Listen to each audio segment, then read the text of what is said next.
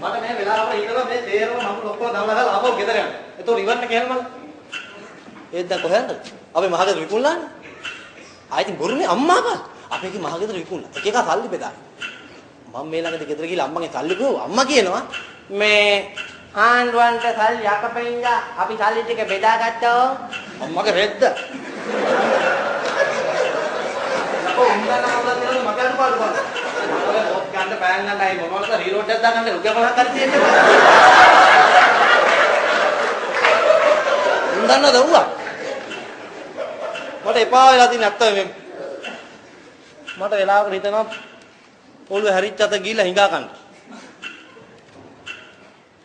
කමක් නැහැ. කමක් නැහැ. ඉතින් මට කරන්න පුළුවන් දේවල් තියෙනවනේ. ඔය මොන හාන්දුව මොන වැඩ දැම්මත් අන්තිමට අපේ ලොකු හාමුදුරන්ට යටයිනේ. බොරුද?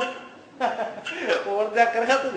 ඔය මාත්‍යාට කියන්නේ ඔය ලොකු മന്ത്രിලා ඇමතිවරු. ඔය නායක හාමුදුරුවෝ අපේ ලොකු හාමුදුරුවෝ දැක්ක තැනදී මෙහෙම කළා පහට හයන්න නැවිලා දන ගහලා වදින්නේ. හැබැයි පුතෝ අපේ ලොකු හාමුදුරුවෝ හැමදාම රැයට මට දන ගහලා වදලයි කුටියේ යන්නේ.